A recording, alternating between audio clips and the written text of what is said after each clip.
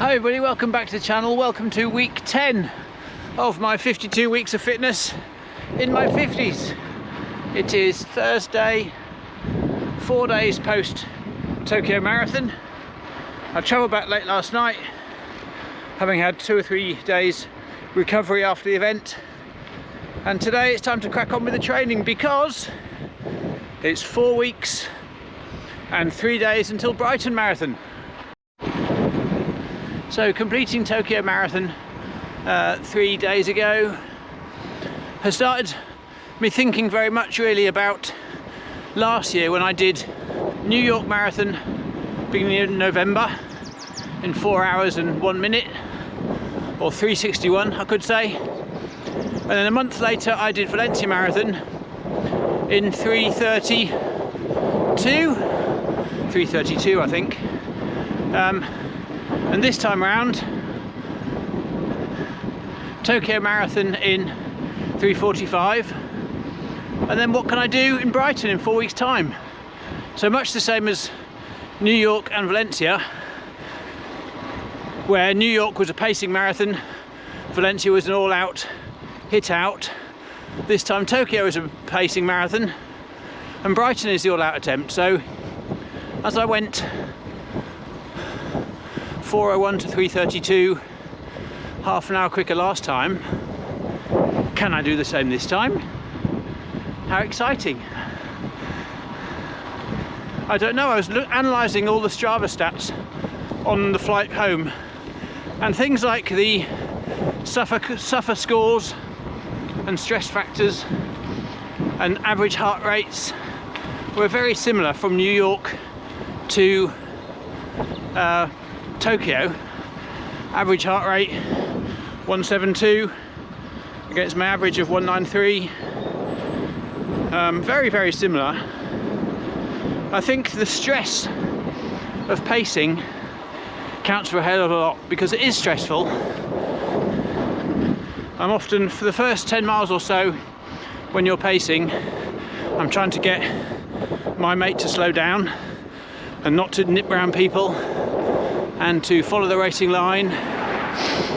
And then for the next 16 miles I am trying to keep him on pace, and I'm also collecting drinks from the aid stations,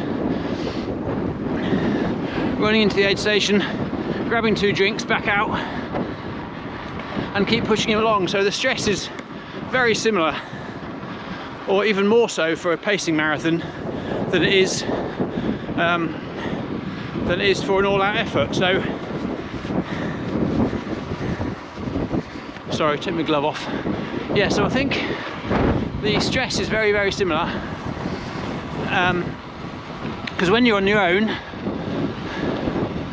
you know, I'm quite an experienced marathon runner. I've done 20 marathons now. I know how to try and stay cool and calm and not to go chasing the pace and not to be nipping around people and high-fiving and all this sort of stuff. I know just the key to it is to keep your heart rate low and just try and get through the first half as easily as possible. So there's a lot less stress involved in racing your own race. At the end of the day, if it goes wrong, it goes wrong. If I have to walk 15 miles, 10 miles, 5 miles, that's what happens. Whereas if you're pacing someone, you're kind of worrying that you're the experienced one, you're the one with the skills to hold that pace, and you have to hold it. Whereas if I'm on my own and I blow up, well, I've only got myself to blame, haven't I? So there's a lot less stress involved. So I'm really starting to think about how much quicker I can go in Brighton than I did at Valencia. I'm not going crazy, I'm not thinking PB just yet, which would be about 3:15.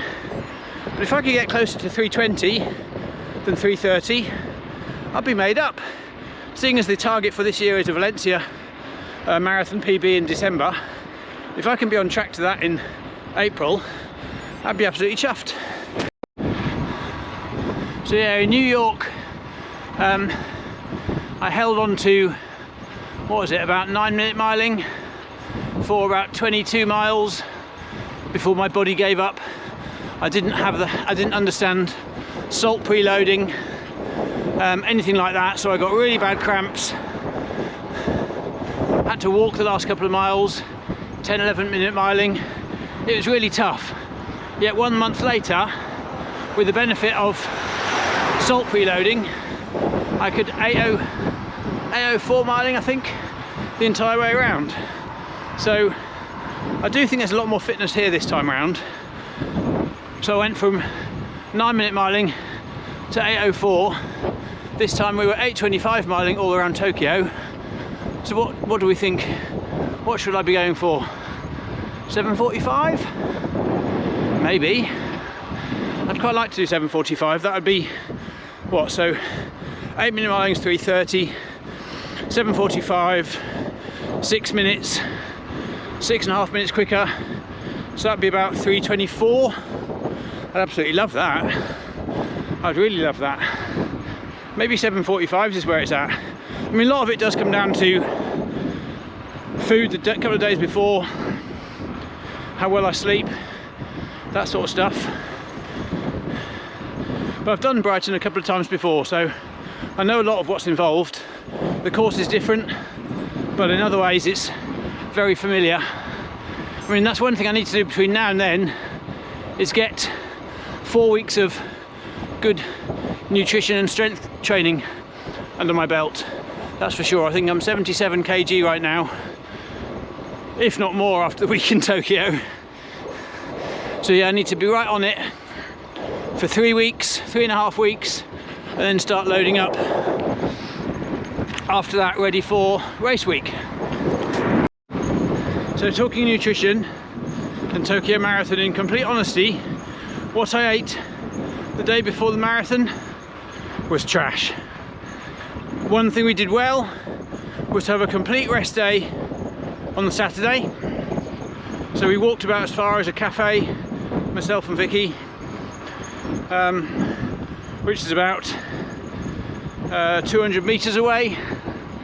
Had some breakfast, which was like chocolate croissants, egg croissants, and a latte, and some sort of, they call it a mixed fruit smoothie, but it was a banana smoothie. That was about as good as the nutrition got for that day. Lunchtime we ordered a Uber Eats McDonald's,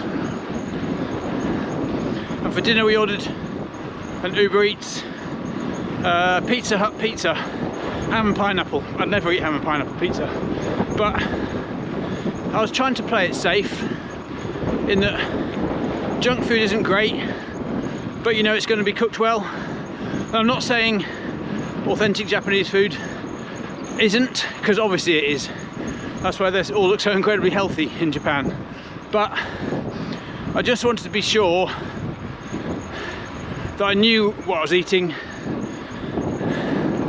rather than taking a risk on some sushi or sashimi or teppanyaki or something noodles, some broth.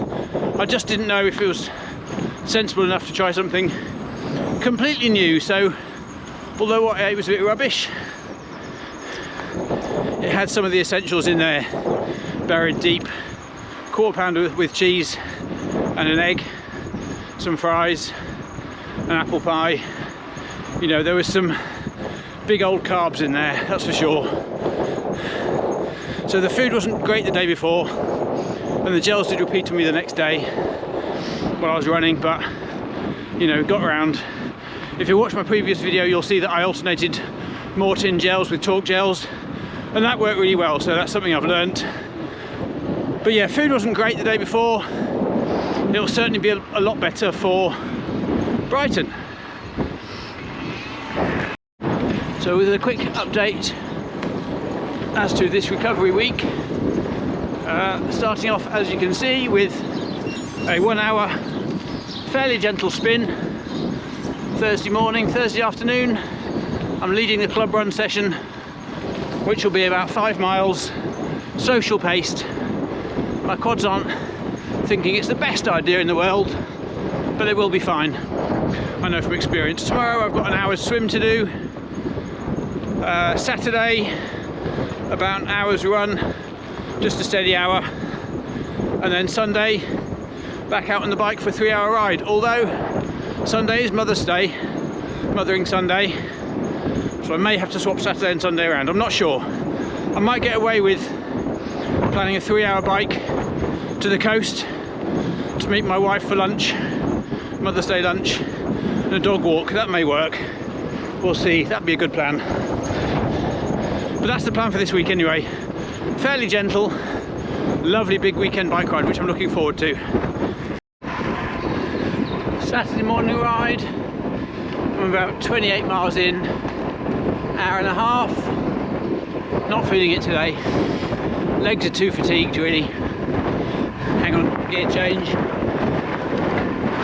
Yeah, legs have got more fatigue than I kind of thought they would do. I planned a 50 miler, but I'm going to cut it short at about 35.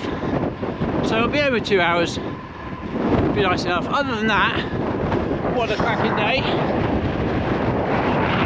Road bike again. A little bit warmer. Spring is on its way, but yeah, lovely to get the tarmac out again. Floods have all subsided a bit. Roads are dry. It's a beautiful day.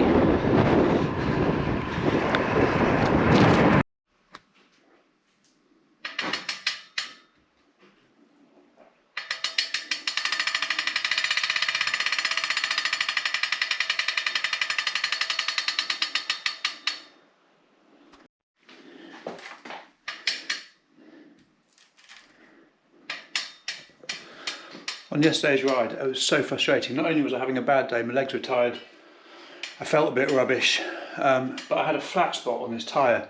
It was driving me mad all the way around. It was do, do, do, do, do, do, do. But I think I've just cured it. I've just sort of manipulated the tyre a little bit, whacked about 30 psi more in it. I think I've got rid of it. Oh, that was the worst. That was the worst ride. Anyway, I got 2 hours done of the 2 to 3 hours that was planned. So at least I was sort of within the rough ballpark of what I needed to do. Today I've got an hour's run to do. Not feeling it at the moment. Legs are still fatigued. Last time my legs were so heavy after the bike ride that I did nothing basically. But today, an hour's run, Sunday. Not sure I've got it in me, to be honest. It's the week after the marathon, so it's no major loss if I lose an hour's run. I've got CrossFit and a swim plan for tomorrow, so I might just take it easy the rest of the day.